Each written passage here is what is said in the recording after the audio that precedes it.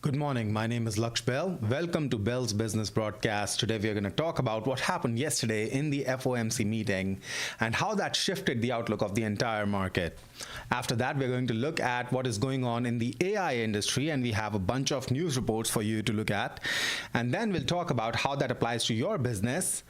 Secondly, we'll talk about 80-20 principle and how to compound it. Now, we talked about 80-20 over the last couple of days, but we're going to talk more about how to compound the principle of 80-20 and use it in your business. So that's coming today.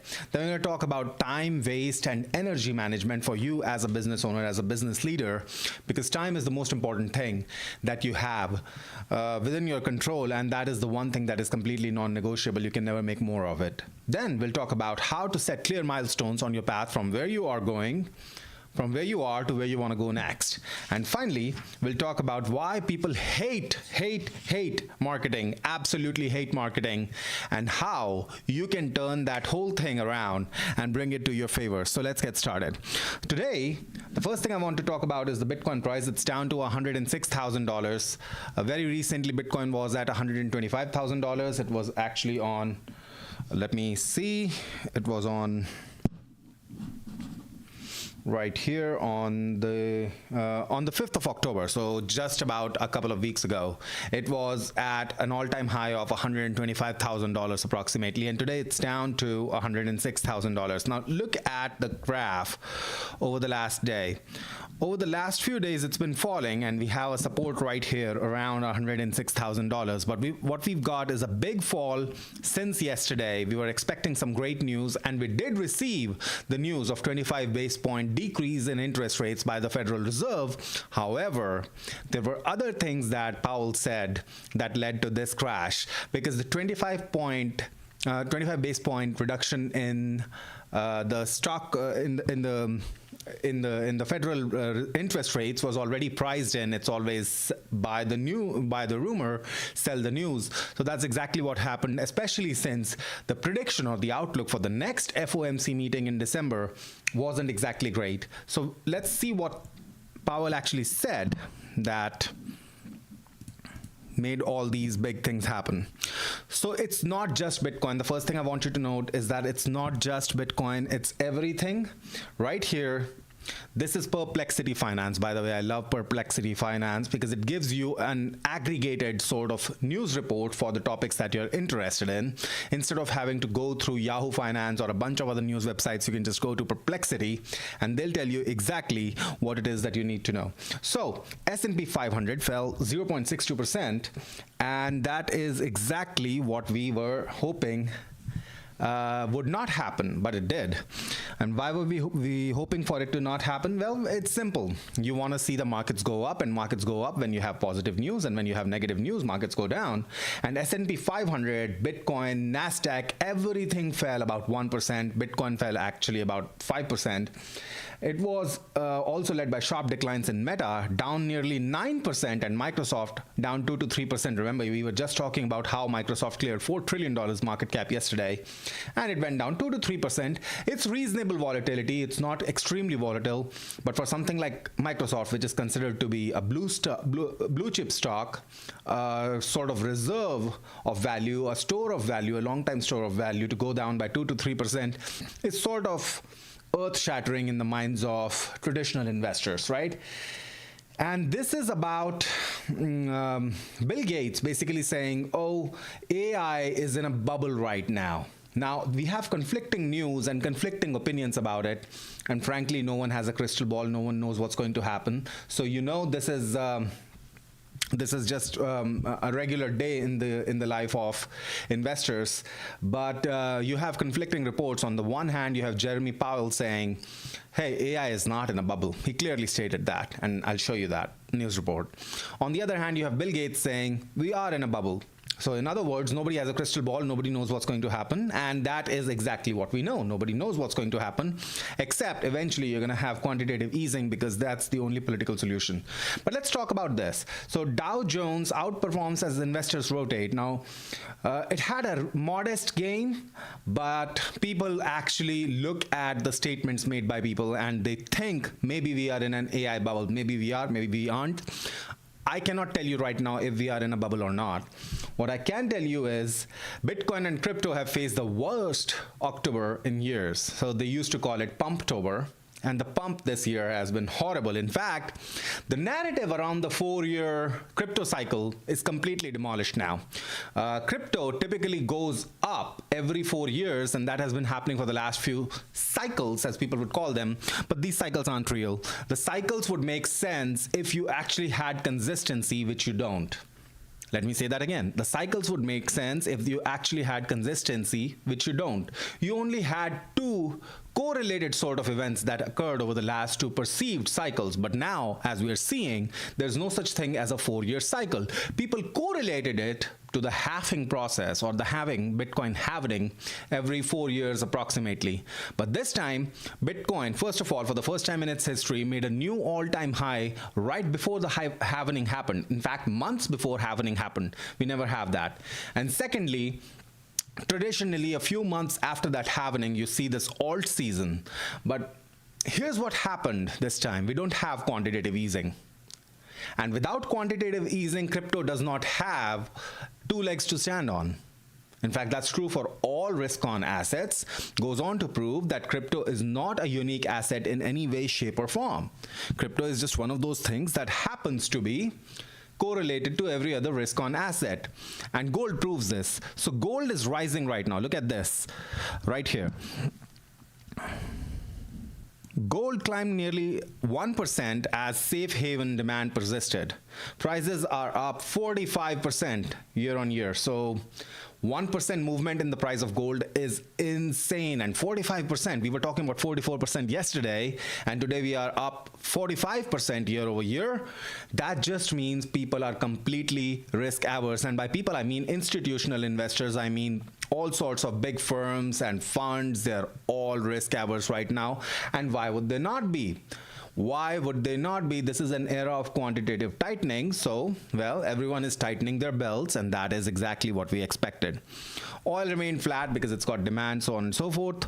But US-China, that's the other big news. President Trump met with Chinese officials and the Chinese President Xi Jinping yesterday. And we have sort of an indication of some sort of truce that is coming out, or that's going to happen. That's possible. That's going to possibly happen over the next few days. So we're going to see the impact of that, but these are just day-to-day fluctuations. I don't want to dwell too much on those. These are just day-to-day things that happen every day. NVIDIA, we talked about it yesterday, hit a $5 trillion milestone, $5 trillion market cap. For the first time in human history, we've had a company that hits a $5 trillion milestone, and then we are back to, well, under 5 trillion. So, whoa, what a big, big blow to the investors of NVIDIA, right? I'm just joking. It's just sarcasm. If you invested in NVIDIA 10 years ago, you are filthy rich right now, and it's going to probably continue. That's my prediction. I could be wrong. Here's why I can make that prediction confidently. AI is just an emerging field. Even if we have a bubble, even if we have a crash, it's going to come back stronger. It's not going to go away. It's like Bitcoin, right? Bitcoin in 2010, 2011, everyone predicted, oh, it's in a bubble right now, it's going to crash. And then it crashes from $1,000 to $200. And those doomsday prediction experts, they get to play I told you so. And yes, you did, but you didn't tell me it would go up to $20,000 again, almost $20,000 again. And they're like, no, that's unsustainable, it's gonna crash. And yet it did. It crashed to $3,000 to their credit, and then rose up all the way to $69,000 in the next cycle, for instance. But these cycles are quantitative tightening and quantitative easing. These cycles are correlated to money printing more so than anything else. Now, Bitcoin has transitioned sort of from a very highly risk-on asset to somewhat risk-off asset right now, which you can see with the prices. However, that hasn't trickled down to other cryptocurrencies, not even Ethereum and Solana, that are supposed to be the biggest cryptocurrencies in the world. So it hasn't trickled down to that. Bitcoin is the only crypto source of. Actually, this is something very interesting. So if you look at any chart, okay, let's look at ETH BTC, Ethereum versus BTC, and this proves my point. This is ETH BTC, and let's look at the monthly chart here. This is ETH versus BTC, monthly chart. Okay, so ETH versus BTC topped out at approximately 0.67, and we're talking about crypto caps here, 0.67. So then it went down, then it went up, but it never went up to the 0.63 levels that it was at way back in 2018, 2017. It went up to 0.5 levels in 2022, and then it kept dropping all the way down to 0.11, and then it went up to 0.21. But this proves my point. Nothing ever goes back to its all-time high against Bitcoin once it has achieved it and started crashing. So Ethereum achieved an all-time high around here in terms of market cap. We can also look at the prices. It's the same story. And Ethereum, and then we are going to divide that by Bitcoin, right? The prices of Bitcoin, which shows you how Bitcoin is now considered increasingly as a reserve hold of value or long-term store of value. Look at that. Ethereum Bitcoin topped out around 0.15. That's the prices. Now we're talking about the prices, okay? This was in 2017, and then it got here, came back here for a while, 0.11. Then it crashed all the way down to 0.02. Then you had another Ethereum rally way back in 2021, and it rose all the way up to 0.08. Never went back to 0.11 or 0.15. It went up to 0.08, maybe 0.09 for a while, for a little candle wick right there. And then it kept on crashing, crashed all the way down to 0.01, 0.02 levels, which was the anti-alt season or the crypto bear market. And then it is beginning to rise, but now we are looking at it making tops around 0.04. Maybe it goes up, maybe it doesn't. I don't have a crystal ball. What I'm willing to bet as a betting man is that it'll never go up to 0.08, 0.09 levels, except for maybe a fringe wick. It will never go back to those levels. It certainly does not look like, and I'm betting it won't ever go back to the 0.11 or 0.15 levels. Now we are talking about ratios here, so 11% of the value of Bitcoin. I don't think it's ever going back. And that's not just Ethereum. The same thing is true for Solana as well. So you can look at the Solana chart. Solana has done amazingly well, right? But nothing does well against Bitcoin over the long term. Here's why. All these other assets are considered risk-on assets. Look at that chart right there. Okay, let me multiply that by 1,000, because otherwise we cannot really make much sense of this chart. So what we are doing now is we're comparing the price of 1,000 Solana tokens to one Bitcoin, okay? And it peaked again right after its launch, immediately after its launch, at the top of quantitative easing around 2021, 2022. This was right after COVID-19. So it went up to 4%, 4.49% of Bitcoin's value, but that was just a scam wick within a month, and it stayed there for a very short duration, fell down to 3.66, and it has never gone back to those levels ever since. What does that tell you? It tells you that Bitcoin is considered by the institutions as the reserve currency, and this is true for all cryptocurrencies. Bitcoin is considered as the gold standard of crypto. In fact, Bitcoin is synonymous with crypto for a lot of people, a lot of regular people. They don't believe there's a difference between crypto and Bitcoin. And you know what? That's a great perspective. A lot of people who trade altcoins make a lot of money very quickly, but then those are just paper gains because they cannot exit, and in a lot of cases those gains are not even there for very long. Their wallet goes up to a few $1 million for a few days, sometimes just a few hours, and then crashes back to a few $1,000s, because that's what the altcoin market is all about. It's extreme risk on market. So what that means is when you have a risk on market like crypto, you are not going to be able to make a whole lot of money just by holding on to anything and keeping at it for a long time. That's a delusion. HODL is a delusion, except for Bitcoin. Outside of Bitcoin, if you held everything long enough, you have lost money in Bitcoin terms. And that includes assets like Solana and Ethereum. And you can do this analysis for pretty much any altcoin you love. You're going to find from one cycle to next, from over any substantial period of time, it makes its all-time high once and then crashes and then maybe comes back a little bit, bounces back a little bit, but never goes back to its previous all-time high ever again. Over the long term, everything tends to zero against Bitcoin. That's the reality of the altcoin markets. Okay, moving on. So Fed rate cut should have actually led to a higher Bitcoin value, but it did not. Why? Because it was already priced in. People had already expected Federal Reserve to cut rates, which is why it went up all the way to $125,000 a couple of weeks ago. Now, this sell-off intensified, it says right here, right after Powell actually gave or delivered a cautious press conference where he remarked that another rate cut in December, this is what happened, right? He said another rate cut in December is far from a foregone conclusion. This was unexpected for a lot of people. People expected the rate cuts to continue for the various factors we've discussed in our previous streams. We have high unemployment rates. We have actually all these companies cutting jobs. So I asked Perplexity to research for me the top companies that have had massive layoffs over the last few weeks.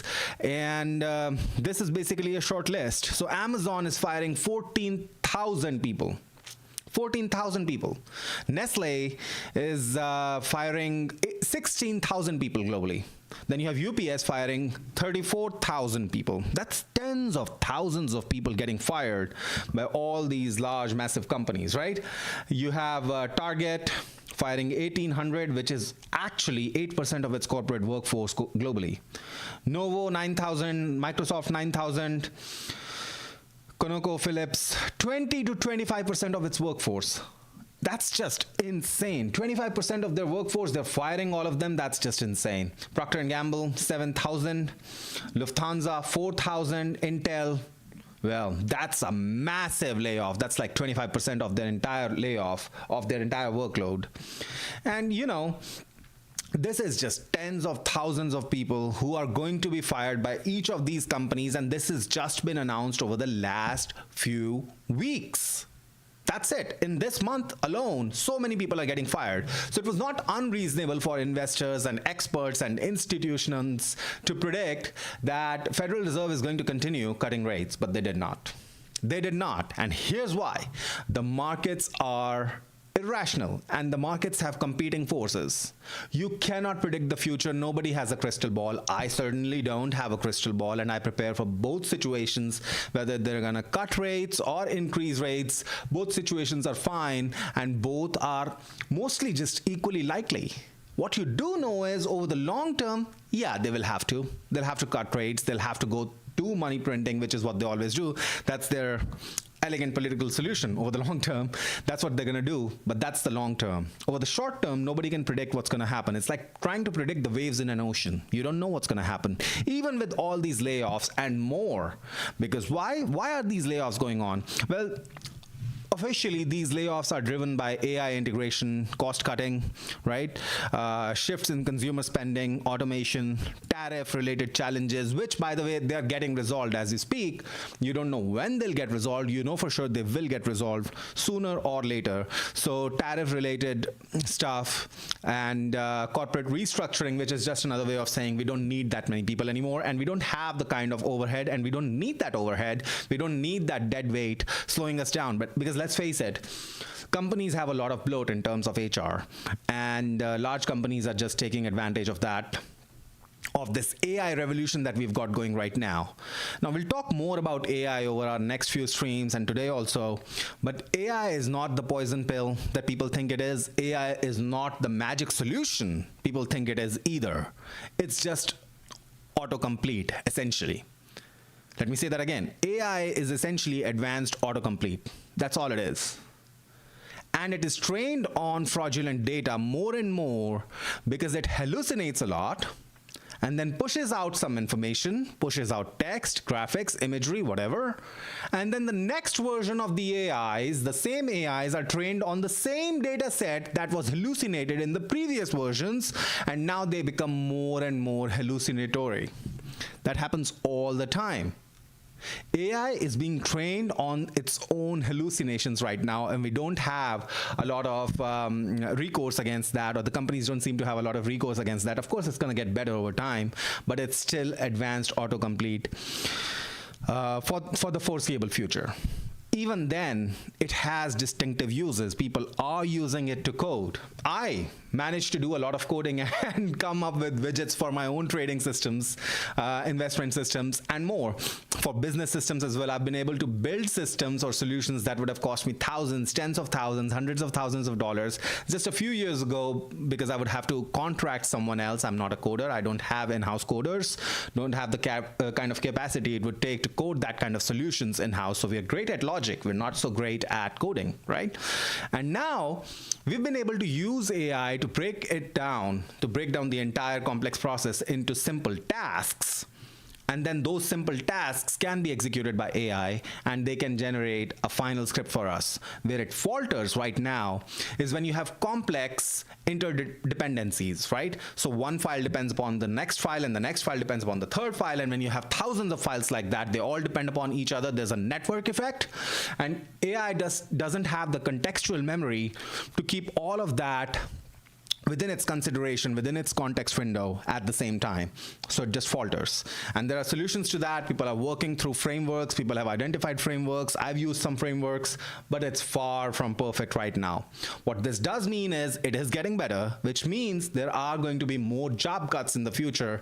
And what do you have when you have so many unemployed people? If you are Trump, if you are an administrator, well, it doesn't look good on your resume, does it? When you have so many people who are unemployed, it doesn't look great on your resume. So what do? Well, the only real thing that you can do is just print some money and act like helicopter Ben Bernanke, who said, I'm going to go into a helicopter and just shower money from a helicopter if I need to in order to save this economy. I just cannot have this economy tanking on me. So even though Powell is saying that the December FOMC meeting is and rate cuts associated with that meeting are not necessarily a foregone conclusion right now, you already know that Trump is saying Powell is about to go. And someone else who comes in is likely going to be a candidate who's going to make Trump very happy. And the way to make that happen is by essentially money printing, because that's the only political solution they've ever had. Okay, moving on. Housing market remains stalled, and it is getting worse. Why? Well, two factors right here. So pay attention here. What happens is, if you bought a house around 2021, 2022, right when the quantitative easing was at its peak, just a couple of years ago, right? You bought it at 2% interest rates, 3% interest rates. Those are a gift. Those things happen once every 30 years, if that, right? 30 plus year event horizon, yeah? You're not likely to see that kind of mortgage rates, that kind of interest rates anytime in the near future. It's just not going to happen that easily. It just doesn't. What does that mean? Well, that means people are unwilling to sell houses for a lower price and then go lock themselves into a second mortgage or a next mortgage or a future mortgage that's going to cost them 6 to 7% or even more. Like if you have this, you don't want this. If you have 2% to 3%, you don't want 6% to 7%. Why would you? This is why sellers are not really ready to budge. It's not that they have a long line of buyers outside their houses. They don't. They understand that it's probably not going to sell. What they're saying is, okay, fine. If it doesn't sell, it doesn't sell. Who cares, right? That's what they're saying. So housing market has stalled despite mortgage rate drops. But you're looking at the mortgage rates, right? We're looking at 6.19%.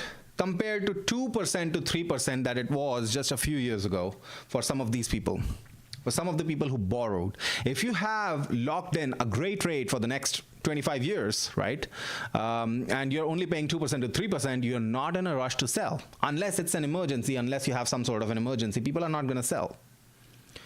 You also have builders building new properties, so that's also like property is not one of those things that you cannot keep constrained, right?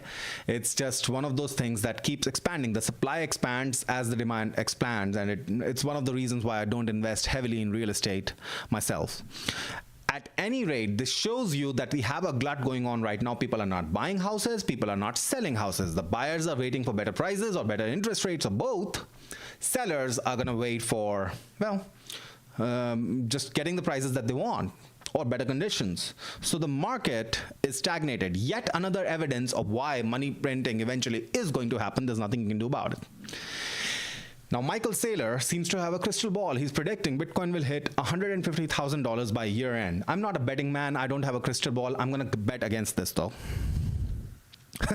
Going completely against what I typically do, I'm going to bet against the $150,000 bet for Bitcoin. Now, maybe I'm wrong. Maybe I'm wrong. Who knows? It's definitely possible I'm wrong about this. But he has a vested interest in letting people believe that Bitcoin is just going to continue to rise forever. I distinctly remember him talking about six-figure Bitcoin way back in 2021, 2022, when he said Bitcoin is probably going to be $150,000 by the end of the year. And then it went up from 65,000 to 69,000 with a scam wick, and then it went back to nothing, which in that day and age was $16,000. It wasn't nothing, but it was like comparatively it was a nothing. And Jerome Powell's statements about the next Federal Reserve meeting, FOMC meeting, having no guarantees about rate cuts or rate cuts not being foregone conclusions, I think that throws cold water on Michael Saylor's prediction on this. Now, he's obviously long Bitcoin over the long term, as am I. He probably thinks Bitcoin is going to go to $10 million eventually. It might. I think so too. I just don't know when it's going to happen. It's probably going to happen sooner than most people think, but it's also probably going to take a lot longer than these Bitcoin bulls think. For now, the only thing I want to say about this is that, yeah, you don't know what's going to happen. Just don't bet things. Just don't bet your real money on predictions that experts make, because experts simply do not have the crystal balls. Much like yourself and myself, they don't have the crystal balls. Now, like I said, Powell says AI boom is not a bubble. It's not like dot-com era. Here's the funny thing. Bill Gates, on the exact same day, warns that AI boom mirrors the dot-com bubble. Who's right, who's wrong? How would you know? There's no way to know who's right and who's wrong. There are people who are always going to be right because, you know, they said so. And then if they're wrong, they're just going to make another prediction. And that's how you need to navigate your business and finances. When you're talking about businesses, nobody knows what's going to happen to your business if you raise the prices. Now, it's likely that if you increase prices of your products and services, and if you're being smart about it, if you have the right frame, the right position, you're going to make a lot more money. But is it guaranteed? It's far from a foregone conclusion. Everything that you do in business has got to be a hypothesis. You hypothesize, and then you try to figure out whether your hypothesis was valid or invalid. That's it. That's all there is to it. If you're not sure about something, don't ask an expert. Maybe ask an expert for a bit, and then go test it out. Don't bet the farm or any predictions. If you're going to bet the farm, just actually don't. Don't bet the farm on anything. So Bill Gates is saying AI boom is like the dot-com bubble, while Powell is saying AI boom is not like the dot-com bubble. Okay? He's saying that AI companies have real earnings. What he's really talking about is NVIDIA primarily. So he's saying NVIDIA has real earnings, which is absolutely true, and established business models like the speculative internet startups that collapsed in early 2000, 1999, 2000. And so who's right, who's wrong? Nobody knows. And markets are irrational. Markets don't work because things are rational. Rational crashes happen very, very rarely, and those are edge cases like 1929 or 2008. Okay? Those things happen very rarely, and obviously the political solution every time is to just print more money now that we don't have gold or anything hard backing any of our currencies. It's all just fiat.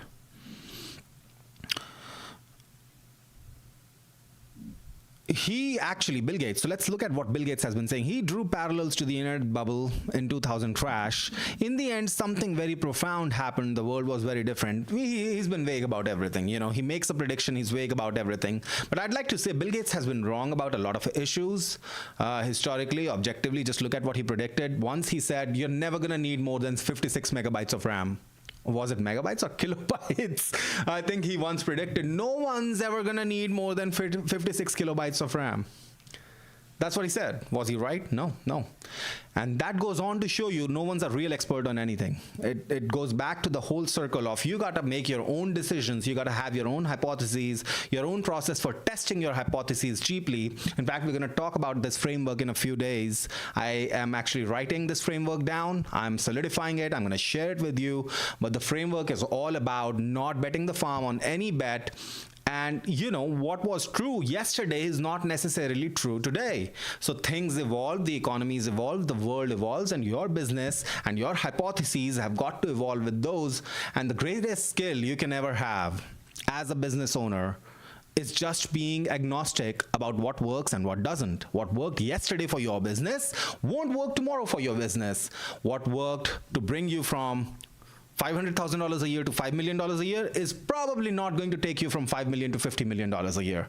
What worked yesterday for your business is not going to work today for some other business. What worked for some other business and took it from $5 million to $50 million is not going to take your business from $5 million to $50 million. And that is why the greatest skill you can ever have is keeping your powder dry. But we'll talk more about it. So Trump and Xi reach a deal to keep rare earths flowing. Rare earths are lithium, batteries, stuff like that. Stuff you need for electric cars, stuff you need for all your cell phones. Pretty much everything modern electronics depend upon. And there was this real fear that you might have a situation where America may not have the ability to buy rare earth materials from China. China is one of the largest producers, as you know. And they now have a one-year deal. So let's read this out quickly. The one-year deal, announced nearly after 2 hours of talks in South Korea, prevents China's proposed export controls on rare earth minerals from taking effect and includes a reduction in fentanyl-related tariffs on Chinese goods from 20% to 10%. So like I said, this is a stalemate. It's going on for a while, the tariffs, the import stuff. If you've been worried about your business, about this import tariff stuff, yeah, it's painful and we don't know when it's going to end, but you can be reasonably sure it's going to end sooner or later. Okay, and then just like Trump does, he said all the rare earths have been settled and that's it for the world. That's the great news for the world. And that's what he wants to do. He wants to deliver. He wants to be the harbinger of great news. Okay, that's what he wants to do. And as a great politician, anyone else would also want to do that. I'm in power. Okay, if I'm in power, I want to show everyone I'm doing a great job. And how can I do a great job when so many people are getting fired? And the Federal Reserve still won't lower the interest rates. Is that a great job? No. He's not happy about it. He cannot possibly be happy about it. So he's already been hinting that Powell's got to go, which is likely sooner rather than later. Again, I don't have a crystal ball. I did not look into a crystal ball and know for sure that Powell's gone. Okay? I'm just saying it's probably going to happen, especially since Trump is not going to be happy about the way Powell spoke yesterday on top of all the other things that have been going on. Now, here's a piece of news that makes you believe that AI is not in a bubble. It says Claude AI detects when its neural networks are manipulated. Another way, they are actually claiming that Claude AI detects. It has self-awareness. It has self-meta-awareness. That's the thing that separates human beings from machines or from other algorithms. We have meta-awareness. We can basically step outside of ourselves, look at ourselves, and be like, oh, yeah, I'm talking shit right now, basically, right? If you're not making any sense, or if we are being very rigid about one of our positions, if we are not being agnostic enough, if we are being biased, we can look at our own actions, our own behaviors, our own patterns, and self-correct, self-observe, self-analyze, and then eventually even self-correct in a lot of cases, which is what has brought this human civilization to where we are today. Well, this is what has been going on. Claude now seems to be self-aware to a certain extent. So what are these capacities or capabilities? The ability to examine and report on their own internal thought processes. Does this sound like intelligence? Yes. Is it actual intelligence? Probably not. You can program these things. So Claude has a way, in fact, all LLMs, large language models, have a way of demonstrating what they're thinking about, their thinking process. You can actually look at their thinking process. If you do, you understand they're just managing autocomplete. They're like token managers. They're just following the patterns that they're trained on, and these patterns are dependent upon what they're trained on. And the source material of their training is just mostly Reddit and the internet, basically, with some exceptions, with some guardrails. That's it. They're trained largely on the internet, on what people are saying, and they basically behave like that. In fact, something very funny happened to me recently. I was talking to Claude. I was interacting with Claude, and I noticed the same hubris that you experience with a lot of medical doctors when it came to medical stuff.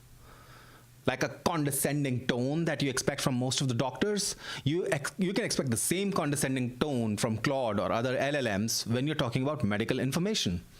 Why? Because it's trained on that stuff. Even when doctors write stuff online, it's always like, I know better than you, right? That's their whole general attitude and their vibe, which, it is what it is.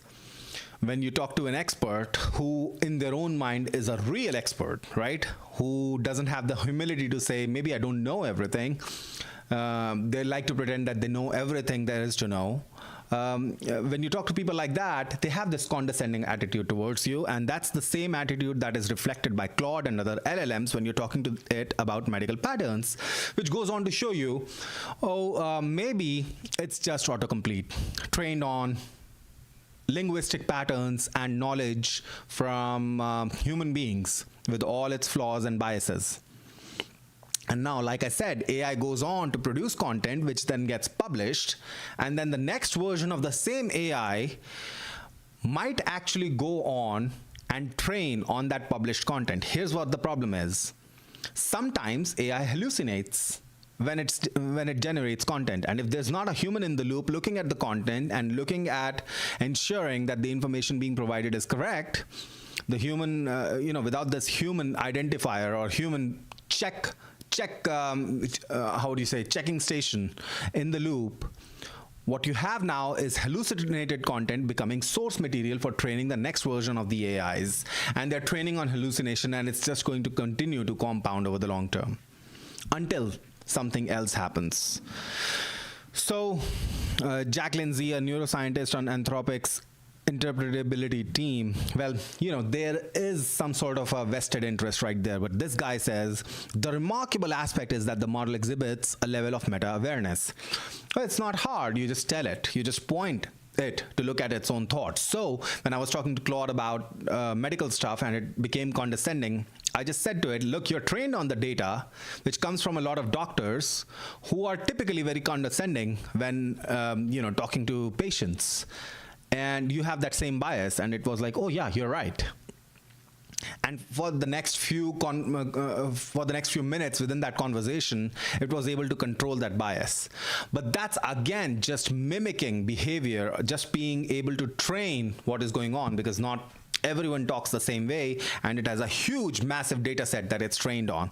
So for now, I have no reason to believe that innovations in AI won't continue. I have no reason to believe that innovations within the field of AI and developments within the field of AI are not even necessary. They absolutely are, because of all the reasons we've discussed. But this meta-awareness stuff, this is just marketing. And they also point out that this is just unreliable. It's significant capability, is it? It's always been touted to do that. It was always headed in that direction, but it's unreliable. And here's something else that is also happening. A lot of people are spending a lot of money. Our businesses are now spending money to just literally spam Reddit. Why? Because they figured out a lot of AI models are being trained on information from Reddit. So if they're trained on information from Reddit, and if they go out and spam Reddit, then the future models being trained on information from Reddit might include the name of their own particular business. That's a great thing for them if their customers are asking questions to the AI, right, of the AI, and the AI comes back and responds with, oh, go to Jack's business down there. Jack's business says XYZ, or Jack of Jack's business, who's an expert in the field that Jack's business is in, tells you such is the truth. Well, that's a great position to be in. So people are trying to game it, just like the early days of SEO, where you would find ways to build links back to your website. Didn't matter where you were getting the links from, where you tried to spam hundreds of articles out on the internet, trying to get backlinks and trying to get traffic. It's the same thing playing out again in the AI world. So AI has a long way to go. All that to say, if you have NVIDIA stock, don't really sell it just yet. And if you don't have it, get some. And if you can, get some more. Because NVIDIA is literally the biggest player in AI right now. There are other players, of course, but NVIDIA is the biggest one. Okay, moving on, MasterCard and Visa report resilient spending. Yesterday we talked about Visa reporting resilient spending, and it's not because people have discretionary income. We clarified that people don't have discretionary income. It's mostly because people have to spend more money to get the same stuff that they always wanted to buy, like gas and groceries and stuff like that, and even water. If you want to drink purified water or bottled water or sparkling water, if you want to buy the same stuff that was in your cart 5 years ago, you're probably paying 50%, 100%, or even more on top of what you used to pay way back in 2019, 2020. So prices, the CPI, the official figures don't really add up to what people are actually spending on just surviving. And this theme continues. Now, this is something very exciting. JP Morgan tokenizes private equity fund on blockchain. This is RWA, real world assets, right? Real world implications or implementation of blockchain. And this is where blockchain is eventually, long-term going, in my view. It's not just going to be about meme coins, which are great, siphoning money from one place to another, or from one pocket to another. These things happen right now. But eventually, RWA, gaming, and AI related applications are going to become the real applications of blockchain. We haven't seen the first thing there. The only real thing we've seen in blockchain technology that has any impact on the real world is Bitcoin, which is just a reserve, sort of like digital gold, right? There's only so many Bitcoin, and if you lose some, and everybody loses them, and the total supply goes down. But other than that, we don't have anything else. Everything else is just Solana and Ethereum. They are base chains, they are base tokens and base chains. They provide contracts or the ability for you to have smart contracts, but this is the actual application of smart contracts right here. Private equity fund on blockchain. So I thought that was very interesting, and we should keep an eye out for RWA.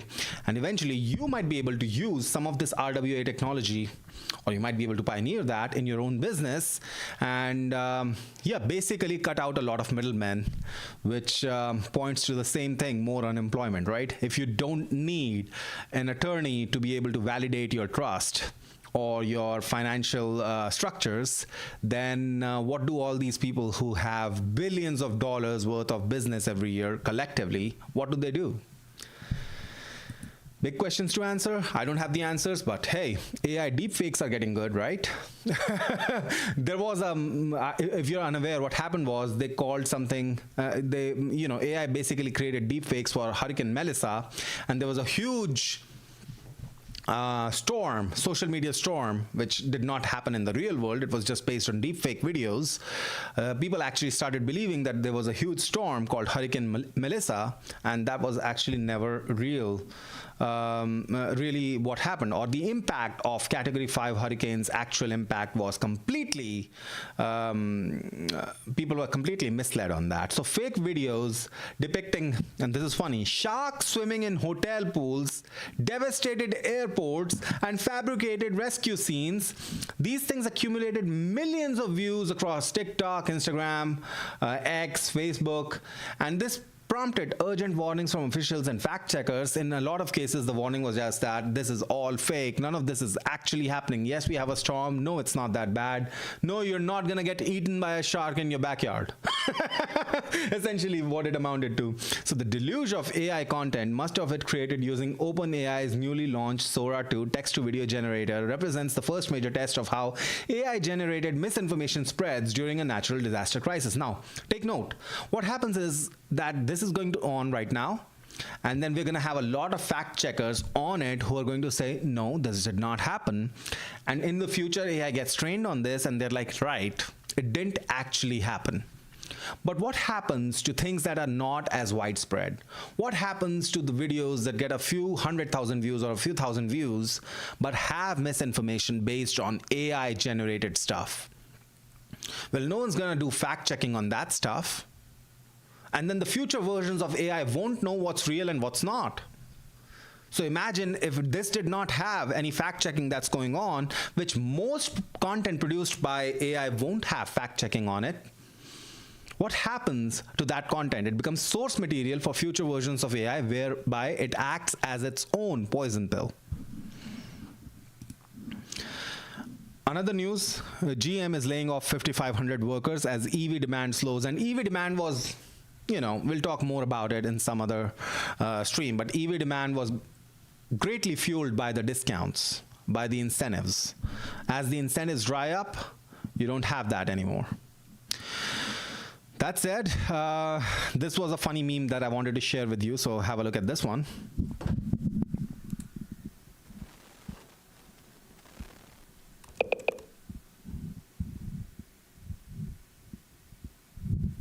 This is about Meta not really learning, but saying they're learning about your campaign, and they're just taking your money, right? Looks funny.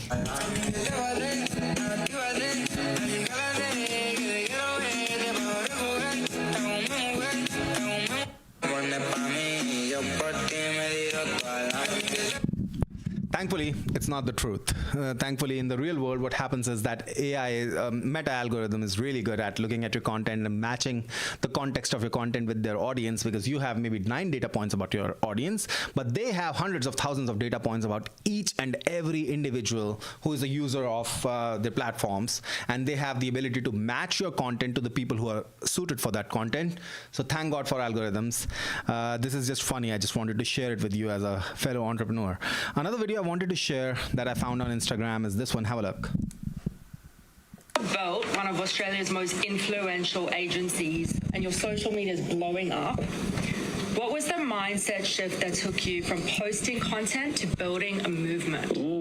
I witnessed Gary Vee do something very specific when I started my journey. Gary Vee came out at the end of the day, and the first thing he said in Brisbane in front of like 5,000 people that were really tired was, "What's up, guys? I'm not here to sell you shit." And I remember standing at the back of the room, and the room changed immediately with its energy.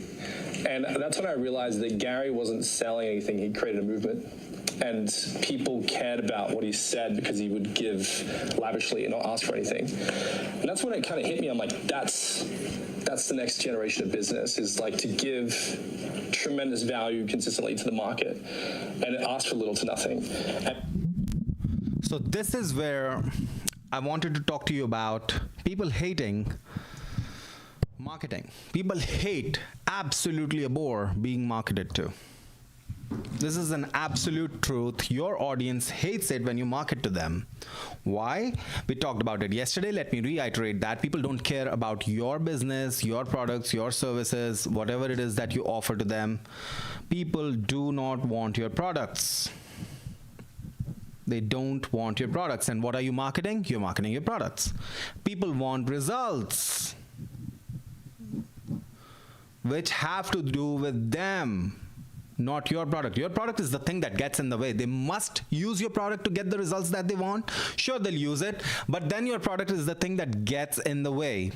And people absolutely hate it when you're sneaky about marketing to them. Hey, join my email list and then maybe buy my course or whatever, right? People hate that stuff. Why? Because people hate being marketed to. Now, the thing that people love, however, is being sold on something. And those are two very different things. If you just boldly go out and say to someone, buy the stuff, that's a framework for selling that has worked for thousands and thousands of years and will continue to work for thousands and thousands of years. Here's the framework. Step 1, here's what I got. Okay? Step 2, why? Here's why you should buy it. Another way of answering this question, this what's in it for me question, is what will it do for you? What it will do for you. What will it do for you? Here's what I got. Here's what it'll do for you. Here's what to do next. That's it. You don't have to be a marketing genius, thankfully, to be able to scale your business. A lot of business owners, especially my clients, when they come to me, new prospective clients, they get stuck in this quagmire of thinking that marketing has to be complex. They've heard all about marketing funnels and automations, and they are all great. But at the end of the day, they have to facilitate this 3-step process. Here's what I got. Here's why you should buy it, or here's what it'll do for you. That's step 2. What's in it for me? The most important one. And here's what I want you to do next. That's your 3-step formula. If you can follow this formula, you can sell a lot. You don't have to be complicated with your marketing. Sometimes your product is complicated. What do? Well, deliver a webinar, okay? Package a webinar and say, we're here to sell you something boldly. Here's why you should listen to us. And we'll talk more about proof elements and credentials and credibility of your product. Credibility matters a whole lot more than credentials, but credentials help too. How to use authority and how to use a lot of different factors to help you justify whatever it is that you're charging for your products or services. But always remember, they don't want your products. Products are the things that bridge the gap between what they have and what they want. The end result from what you are from what they have right now. So for instance, if you're selling lawnmower services, what do they want? They don't want lawnmower services. They don't want this guy that they don't really know, have no idea who that guy is. They don't want him coming on their lawn and just circling their house 5 times, 10 times, 20 times every week. They don't want that. They don't want the noise either. But they do want a clean lawn, a good looking lawn, and they'll deal with all of that. Deal with you, pay you, deal with the noise in order to get that clean lawn. But at the end of the day, make no mistake, they want the clean lawn. If they could just do this and get a clean lawn, you're shit out of luck. if people want something and they can just get it without using you, without using your products or services, you have no shot whatsoever of selling them. So the reason why they buy from you is because they want something, and the only way to get that, or the most convenient way of getting that, is by going through you. So your job is to remove the friction as much as possible. I was on someone's website and they said, oh, we don't take American Express. And I'm like, this is a pain. So I pull out another card. Oh, we don't take a debit card. It has to be a credit card. So now I look into my wallet. I don't have a Visa credit card right now or a MasterCard credit card right now, and I don't know which one they're going to reject, even if I, call someone back home and try to find out the number. So what do? I just close that website and go to another one. That's what I do. Like, what are you going to do, right? If you are a business owner and you're not taking Apple Pay, you're shooting yourself in the foot. Whether you are an in-person business or in-store business or online business, if you're not taking all the payment forms that people are going to use, that people tend to use, then you're shooting yourself in the foot. You're not Costco. Costco probably has a special relationship with Visa where they're probably paying tiny, microscopic discount rates and transaction fees compared to everyone else. But that's why you must have a Visa card to go shop at Costco. But Costco has this ability to charge people $100 a year just to be able to go to their store and buy from them. Costco also seems to be a place where people tend to save a lot of money. So people will put up with that. Why? Because despite the friction, it's not that hard to use any Visa card that you've got in your wallet. And Visa has such a market cap that you probably have a Visa card, a Visa card, credit or debit card in your wallet. So it's not that much of friction. But your job is to get out of the way as much as you can. Let me say that again. People don't want to pay you money. People don't want your products. People want what they want. It's your job to make them realize that working with you or paying you money is a way of getting the results that they want as seamlessly as possible. Let's say you sell boots, high-end boots, pure luxury boots, full grain leathers. Why should people buy from you instead of buying from Hermes? Well, first of all, it could be because you're charging them less money. No, they don't care about that. They want the status. They don't care how comfortable your boots are. They want the status of having those boots. If your boots are not a status symbol, then you're not going to be able to penetrate that market. If your boots are uncomfortable, fine. If your boots are painfully expensive, no problem. If your boots are not going to make their neighbors and their friends envious, tough luck. You're not going to sell it. So you got to get out of their way. You want to let them have the results.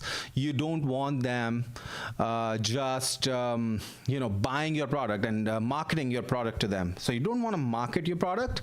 You want to talk to them about how your product boldly makes it convenient for them to get the desired results, the results that they want. That's what you want to do. You want to show them how your product, basically, which is irrelevant to them, gets them the results that they want, which are relevant to them.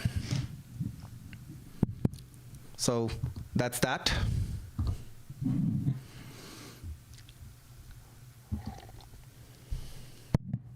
Moving on.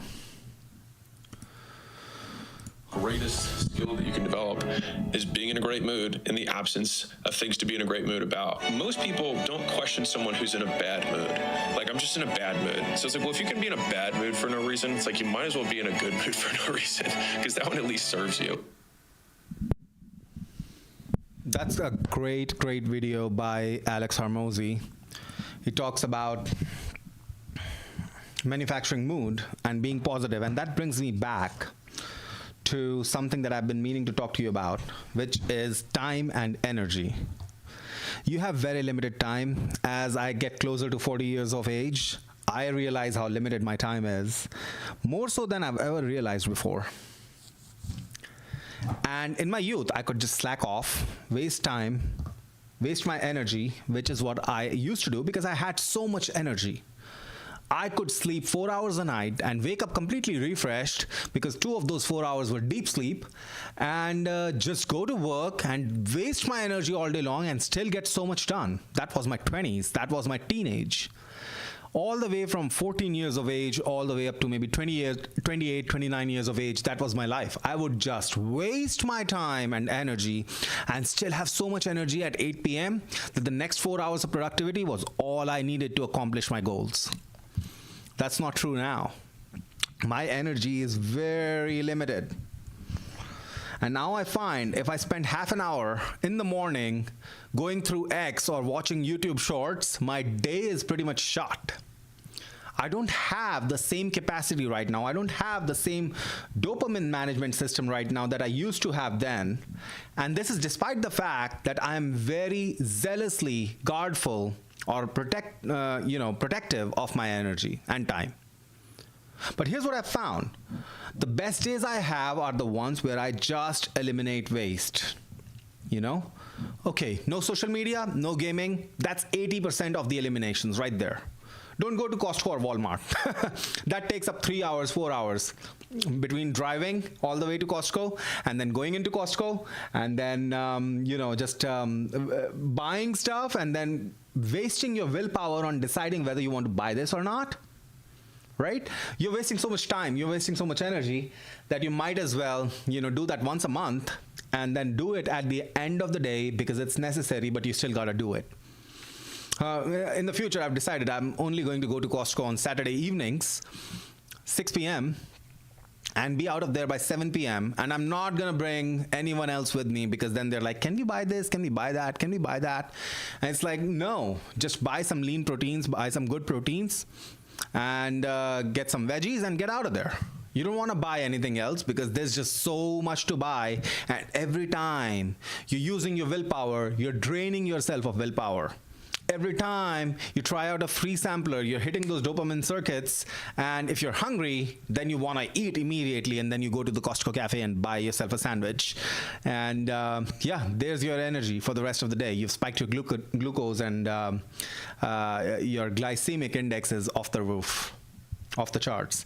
So you got to be very watchful of your time, and when you do that, you're going to find the day is a pretty long period of time.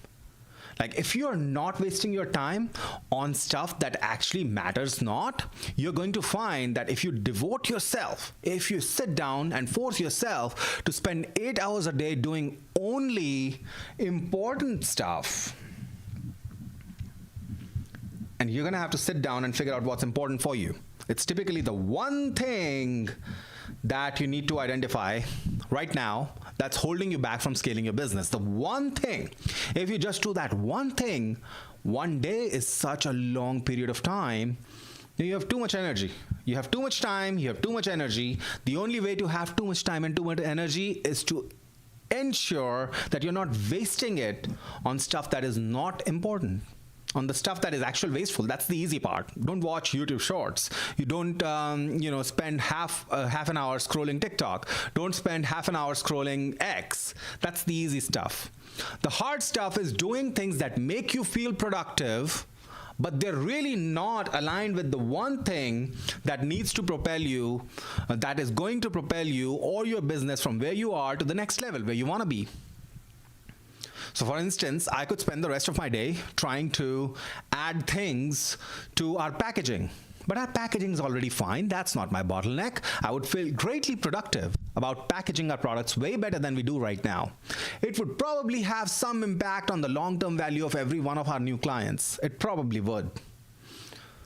Would it be the greatest impact? Is it going to take me from where I am to where I want to be? Probably not. It's actually definitely not. The 1% improvement is not worth it. It's never worth it when you have a 10x on the table, when you have 1,000% on the table and you're not working towards it and you're working on the 1% thing. I've seen business owners actually spend time taking care of yard maintenance. Are you kidding me, man? You're making $400 an hour. You can't pay some kid $15 an hour to take care of the yard? You've got to be kidding me. You have absolutely got to be kidding me.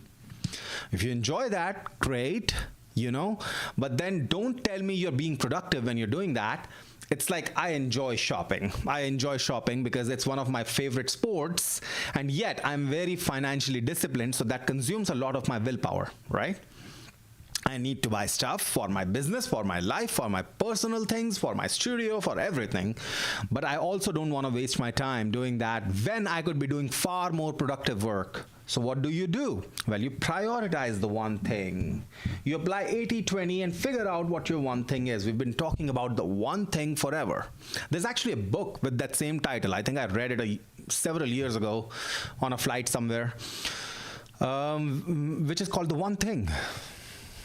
And I thought that was completely in line with the things that I follow that have helped me grow my business from where it was to where it is to wherever I need it to be over the next decade. The one thing is constantly changing. It's the one thing that if you do today, it's going to change the trajectory of your business. What's the one thing? It's going to vary. It's going to vary based on who you are, what you're doing, what is taking up your time. Look at your week. Look at your last 7 days. What's taking up your time? What's taking up your energy? You're going to find just eliminating the large blocks that you can eliminate is going to free up so much time and energy for you that was your one thing, finding ways to automate processes or delegate tasks that you were doing, but you really did not need to do. In many cases, that's that. In some other cases, in a lot of businesses, it's just finding the product market fit. You don't have a product market fit. Your advertising sucks. Why? Because people hate being marketed to. We just talked about that. People hate being marketed to. People don't like you selling your products, marketing your products, services, offers to them. People just love getting the results that they want. And until you have an advertisement or a set of advertisements that cater to their desires in a way they like it, you don't have essentially a product market fit. Even if you're selling millions of dollars of product every year, you could be selling tens, hundreds, billions of dollars, tens or hundreds of millions of dollars, or even billions of dollars worth of product every year if you found the right product market fit. So that's maybe your one challenge. What's your one thing right now? You got to apply 80-20. I want to talk about 80-20 because 80-20 is something that you can compound, okay? People think, okay, 80% results, come from or are proportionate to or are a consequence of 20% of the actions. That's true. But you can compound this, okay? You can compound this. You can square it, so you get 64% of all your results commensurate with 4% of all your actions. Okay? So the ratio here was 5 to 1. I want you to pay attention. 5 to 1. Okay? The ratio here is 16 to 1. This was 4 to 1, I'm sorry. 4 to 1, and this ratio is 16 to 1. You can take it further. You can apply the power of 3, okay? So 80% power of 3 is commensurate with 20% power of 3. You know what that amounts to? That's 51.2% commensurate with 0.8%. This is the real power. The ratio here now is 64 to 1. In other words, there are actions, there are activities that are 64x more impactful than just your regular stuff, things that you fill your week with. If you spend 32 hours a week in your business, let's say you have a great business, you're not even spending full-time employment hours within your business, you're only spending 32 hours throughout the week. Well, here's the thing, of those 32 hours, it's highly likely that only half an hour produces more than half your results. Half an hour, that's it. Produce more than 50%, 51% of your results. Now, results could be net profits, results could be equity, results could be sales, results could be any KPI that matters to you.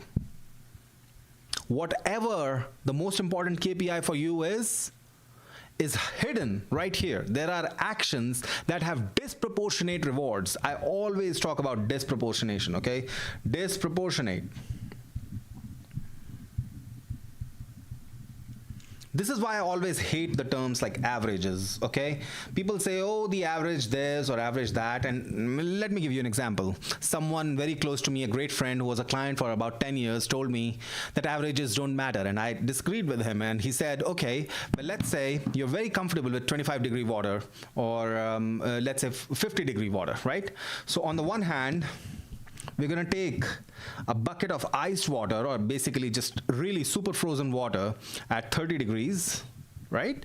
On the other hand, we're going to take something that's, really, really hot at 80 degrees or even higher, 100 degrees, right?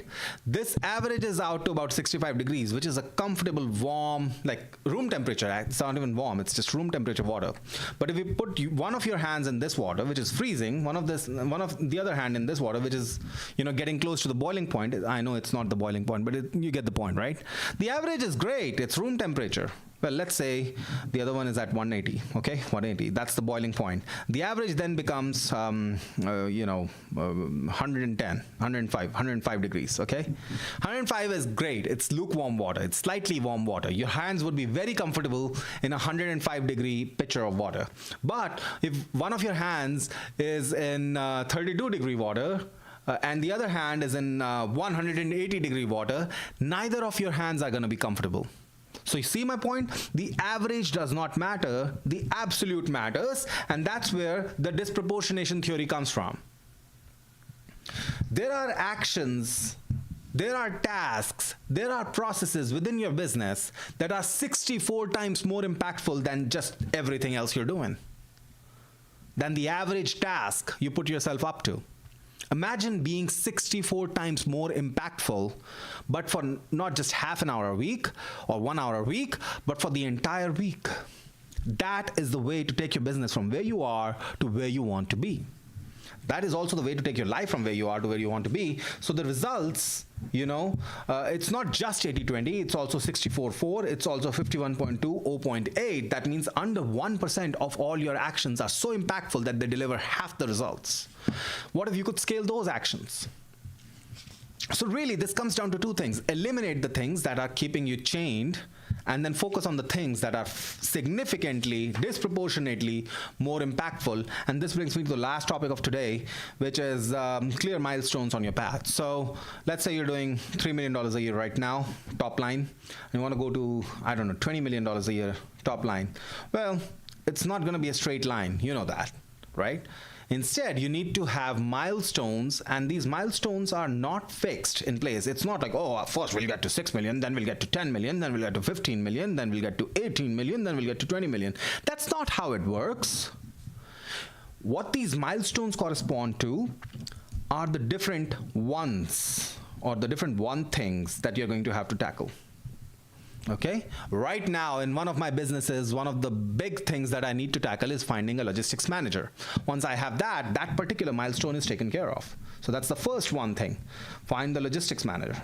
Okay, then I'm guessing the next milestone is going to be figuring out how to get more suppliers. So working with this logistics manager to find more suppliers and deal with more suppliers, or let them deal with more suppliers. Then it's going to be about having multiple warehouses, okay? Because we currently only have one warehouse. We're going to have multiple warehouses and tie them into our technology or our tech stack so that people actually across America get 2-day delivery on everything that they do. Then it's going to be about scaling ads, because you know what brings you to a certain amount doesn't take you from that amount to 10x that amount. So we're going to have to find new ads, new production value, maybe hire celebrities to endorse our product, so on and so forth. And the way to do that is going to be a different one thing at every milestone. So milestones are to be set based on the one thing that you're working on right now. And you may not have the entire path right now. Like you may not have the path from 5 million to 50 million right now. What you do know is it's going to be a series of steps and a series of hypotheses that you're going to have to validate or invalidate over time. And the best way to do that is to not work with a mentor. I'm going to be very frank with you. A lot of people who sell mentorship programs have to say to you that you need a mentor, you need a set of fresh eyes, you need someone who has an experience with all different domains of businesses, several different domains of businesses. That's all well, that's all fine and well, but one fresh set of eyes is just one fresh set of eyes, okay?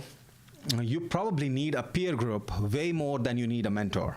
A peer group of people who are slightly ahead of you, or maybe way ahead of you, or maybe at the same level as you, who are tackling similar problems, who have tackled similar problems. That peer group is going to advance you way more than having some sort of a, it's like having a bunch of competition as well as a bunch of kids in your school that you want to compete with, some who are doing way better than you if you're in school, right?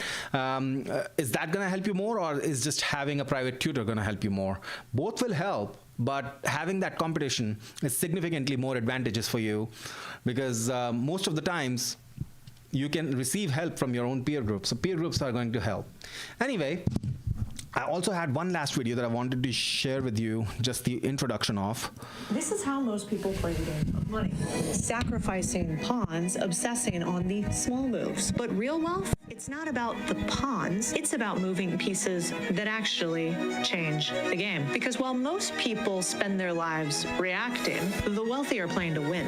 And the worst part, nobody ever taught you the real rules. You'll stay in the job that you pick for the rest of your life. We are one of the wealthiest nations in history, and yet seemingly no one has any money. Okay, so I thought that introduction was very well presented and greatly done, and I wanted to share that with you. You can watch that video, of course. It's a great video by Cody Sanchez, but the important part to me was moving pawns around isn't really going to help, because life is not like chess. Life is really not like chess. Business is not like chess.